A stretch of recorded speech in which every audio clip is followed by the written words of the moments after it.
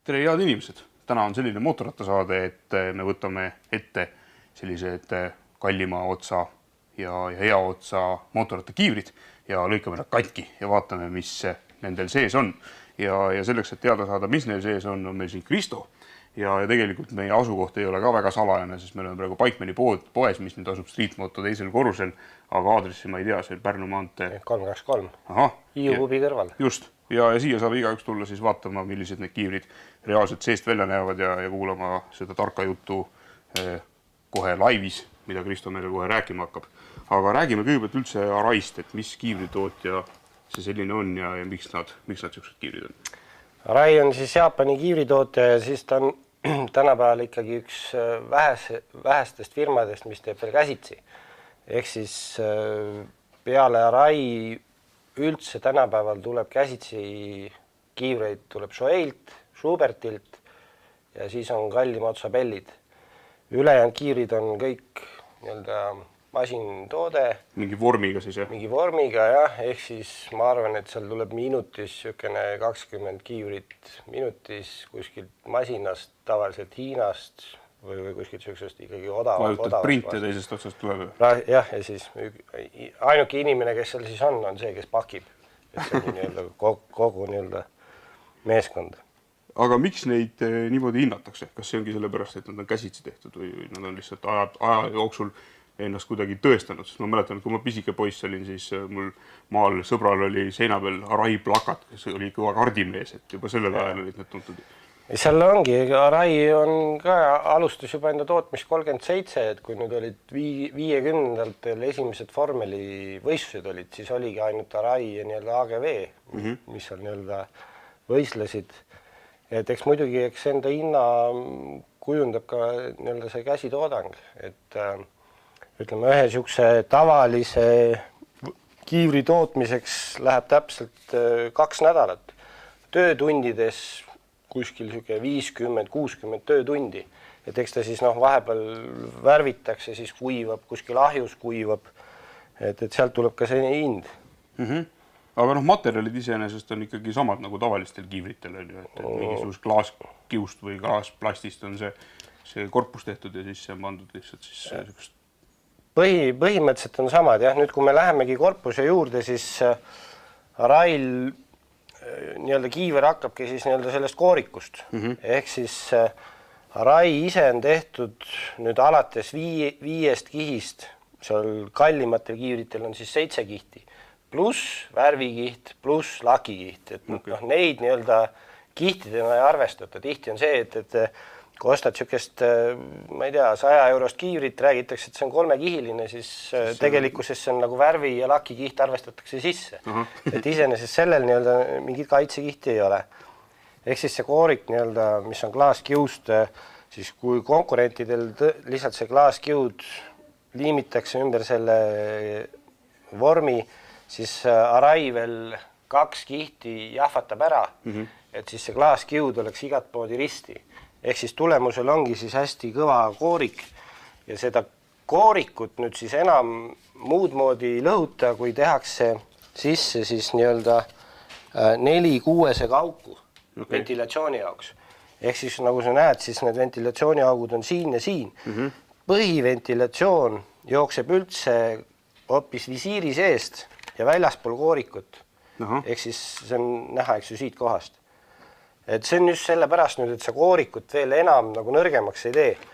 Et kui koorikut veel freesima minna, siis tegelikult niisugune tugev koorik, selle saab ka nõrgaks teha. Et kui nüüd vaadata isegi lõhutud kiivrit, siis mul tegelikult on nagu päris raske painutada. Et kui ma võtan siit nüüd, ma ei näita nüüd, mis mudel see on, aga põhimõtteliselt see on nüüd valmis kiiver, uus kiiver. Aga see on niisugune tavaline tänavasõidu kiiver. Tegelikult on see vahe ka, et tänaval on enamasti kiirused ikkagi natuke teistsugused kui ringrajal. Et seal vaata tekibki küsimus, et ma arvan, et tänavale niisugusest 200 eurosest kiivrist täiesti piisab, et ei pea nüüd minema sinna 500, 800, 1000 või isegi 3000-ni. Et see on ikkagi, me räägime tippkiivritest praegu. Siis siis mis on veel nii-öelda kõik nii-öelda Formel 1 või MotoGP-s või mida iganes, alati lisatakse tuuletiibasi. Nüüd need tuuletiivad on alati pandud kahepoolse teibiga, et nüüd juhul, kui me kukume, siis kõik nii-öelda jubinad lendavad minema ja siis jääb ainult niisugune ümar, eks ju, kuju. Ehk siis nüüd, kui sa veered, et sul pea saaks teha igasuguseid liigutusi, noh, nii-öelda, mida ta nagu tegema peab siis nende G-jõududega. See ütleme nüüd, kui on ikkagi niisugune neljakandiline kiiver, kus need ära ei tuleks, et kui me kujutame ette, kuidas me lohiseme, seal on mingi väike asfalditäke, kiirusel 100 km tunnis näiteks, see serv jääb sinna taha, siis toimub prõks. Jah, see kaelale kindlasti üleliige hea ei ole. Jah, et see, ma ei tea, kui tugevad kaelad need siukse asja nagu üle elavad. Et see on põhiliselt nii-öelda siis kooriku poolt. Aga kas see klaas on ka kuidagi teistsugune siis, et ta kannatab näiteks neid mingid kukkumisi ja väänamisi ja asju, et ta kuidagi ei lähe pooleks ja kildudeks?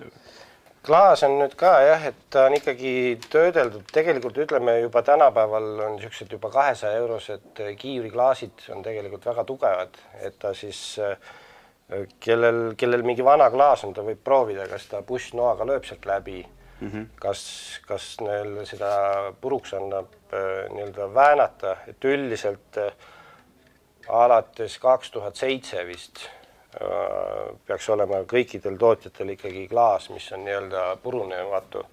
Et need omadused kunagi olid kirjeldatud seal, kus see Roosevelti UFO kukkus alla, et leiti mingi tükk, et mis painutades võttis ikka sama kuju ja mis lõhkudes võttis ikka sama kuju. Et tänapäeval on kõik klaasid tegelikult sellised. Lihtsalt tehnoloogia on sisse imporditud. Jah, tehnoloogia on siis kuskilt nii-öelda toodud kuskilt kaugemalt. Meil on üheks näitlikuks eksemplariks üks selline klaas, mis vist ei ole väga uus, on ju võetud. No ega ta nüüd vist kõige uuem ei ole, jah, aga põhimõtteliselt on, nüüd ta on tagurpidi murtud. Et selles mõttes ei juhtu selle klaasiga midagi, et ainult siis, mis need ventilatsiooni... Jah, need lendasid minema siit, aga see on väike. Need saab nii-öelda tagasi jälle panna, et see ongi nagu mõelda. Tegelikult on täitsa uskumatu, et selle klaasi annab tagurpidi keerata. Ja siis ma näitan selle teise klaasiga veel. Noh, et põhimõtteliselt, kui sa teiselt poolt katsud, siis on aru saada, et mingi kuul tuli 300 kilomeetrit tunnis. Aga ta nii-öelda läbi ei tulnud. Aga klaas on terve ja täiesti uskumatu.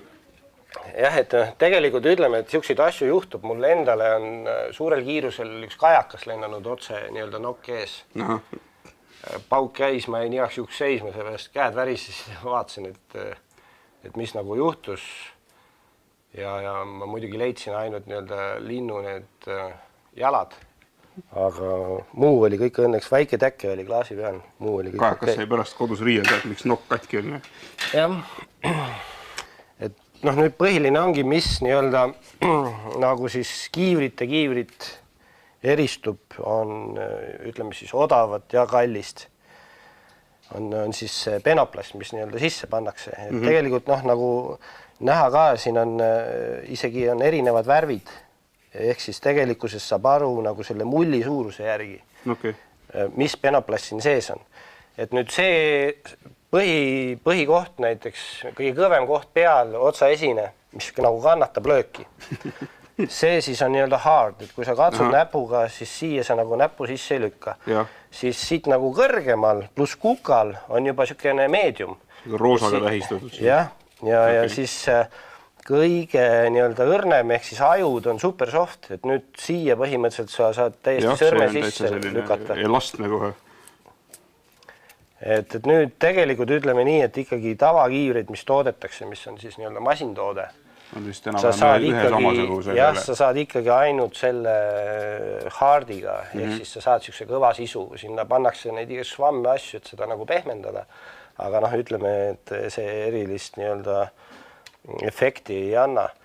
Et nüüd on ainukene vahe, noh, kui küsitakse, siis kumb on nii-öelda parem, kas Arai või Shoei, et neil on täpselt sama tehnoloogia, siis ainuke vahe ongi see, et Arail tuleb see ühes tükis, tuleb masinast välja. Keegi ei tea, kuidas nad seda teevad, nad ei ole seda ka avaldanud. Et Shoeil on siis need tükid nii-öelda liimitud.